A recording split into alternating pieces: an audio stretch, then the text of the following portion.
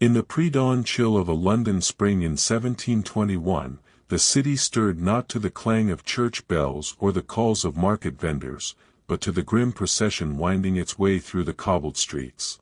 At its center was Barbara Spencer, a woman whose name would soon vanish into the margins of history, remembered only for the manner of her death. Bound to a wooden hurdle, her body scraped along the mud and stone behind a slow-moving horse, she was dragged toward Tyburn, the infamous site of public execution. Her crime was coining, the act of counterfeiting or altering the king's coinage. Barbara Spencer would not be hanged like common thieves or traitorous men. She would be burned alive. Barbara Spencer appears in the proceedings of the Old Bailey, tried on April 12, 1721, charged with coining, specifically for possessing instruments and materials used to counterfeit silver coins. Convicted alongside two others, Thomas Rogers and Mary Godwin, her fate was sealed by a legal system that offered little room for nuance, especially to the poor. Very little is known about her life before that trial. She was likely young. Many women prosecuted for coining were in their 20s or 30s, and almost certainly impoverished. There is no record of Barbara pleading her case in detail, though the Old Bailey transcripts suggest she maintained her innocence.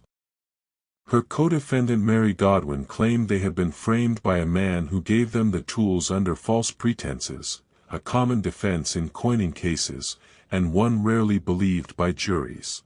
Barbara's anonymity is itself telling.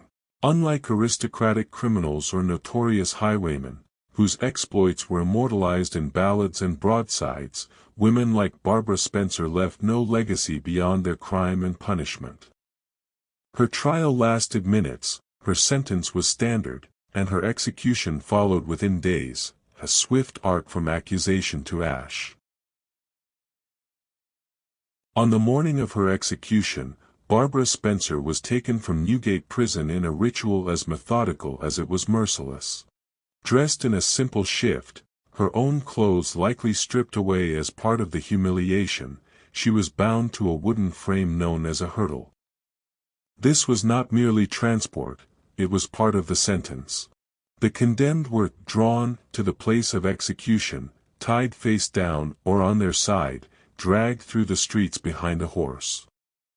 The journey from Newgate to Tyburn, roughly 2 miles, was a public ordeal designed to degrade, exhaust, and display the criminal as a warning to all who watched.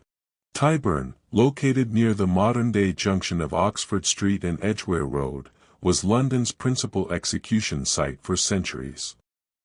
By 1721, it was a well-worn theatre of death, anchored by the infamous Tyburn tree, a triangular gallows capable of hanging multiple prisoners at once. But Barbara Spencer would not mount the gallows. As a woman convicted of coining, her sentence mandated a different end, burning at the stake. The method of execution for women found guilty of coining or petty treason had been codified over generations. Though the law decreed death by fire, in practice, a measure of mercy was sometimes extended. The executioner would often place a rope around the woman's neck and strangle her before the flames were lit, spare her the agony of burning alive. Whether this mercy was granted to Barbara Spencer is not recorded. In some cases, it depended on the executioner's discretion, the mood of the crowd, or even whether the condemned had money to bribe for a quicker death.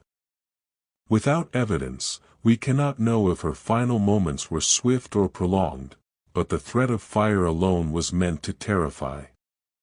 Crowds gathered early, as they always did. Executions were public holidays in all but name, vendors sold ale and gingerbread, pamphleteers hawked last dying speeches, often fabricated, and families brought children to witness the moral lesson unfold. For many, it was entertainment, for the state, it was deterrence in its purest form. The burning of a woman was a rare and solemn spectacle, layered with symbolism: fire cleansed, fire punished, fire restored order. Once secured to the stake, Barbara would have been surrounded by faggots, bundles of dry wood and straw, stacked high around her body. At the signal, the pyre was lit. The smoke, the heat, the silence or screams, these details were left to the imagination of onlookers and the conscience of the nation. Her body, reduced to ash, would not receive burial in consecrated ground. Instead, her remains were likely scattered or discarded, another erasure in a system that sought not only to kill but to unmake. This was not justice as we understand it today. It was theater, terror, and theology fused into a single act of state power. And Barbara Spencer, a name now nearly lost to time, was its vessel, one of the last women in England to die in this manner for the crime of coining. Barbara Spencer's execution in 1721 was not an anomaly, it was a product of its time, a moment when law, morality, and state power converged in acts of extreme public violence. Yet within a few decades, the very practice that ended her life would come to be seen as barbaric, even by the standards of 18th-century Britain. The burning of women for coining persisted until 1790, when Sir Benjamin Hammett, a Member of Parliament and former Sheriff of London, refused to carry out such an execution and publicly denounced the practice. His defiance helped catalyze legal reform, and later that year, Parliament passed an act abolishing burning at the stake for women convicted of coining, replacing it with hanging, the same punishment meted out to men. This shift reflected broader changes in British society, the slow rise of humanitarian sensibilities, growing skepticism toward the bloody code, and the emergence of ideas about proportionality in punishment. Reformers like Sir Samuel Romilly would later campaign to reduce the number of capital offences, arguing that excessive severity bred contempt for the law rather than obedience. By the early 19th century, coining remained a serious crime, but executions became rarer, and punishments more standardized. Barbara Spencer's story, then, sits at a crossroads, between medieval notions of divine retribution and the dawn of modern criminal justice. Her death was not just about counterfeit coins, it was about who the law protected and who it destroyed. The state treated coining as treason because money was sovereignty made tangible. To debase a coin was to challenge the king's image, and by extension, his authority. But in practice, those most often caught and punished were not master forgers operating in secret workshops, but vulnerable individuals like Barbara, whose only crime may have been desperation. Her gender further shaped her fate.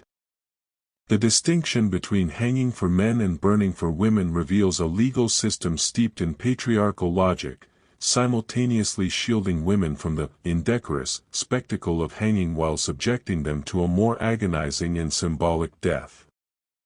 This contradiction underscores how justice was not blind, but deeply coded by class, gender, and power. Today, Barbara Spencer is largely forgotten. She does not appear in textbooks or museum exhibits. Yet her case survives in the archives of the Old Bailey, in execution registers, and in the quiet records of a legal system that once deemed fire an appropriate response to economic survival.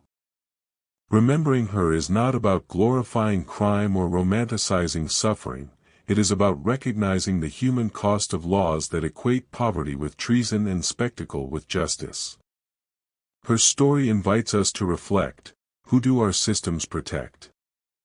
Whose lives are deemed expendable? And how far have we truly come from the streets of Tyburn, where a woman could be dragged through mud and burned for holding the wrong piece of metal in her hand? In confronting these questions, Barbara Spencer's silence speaks volumes.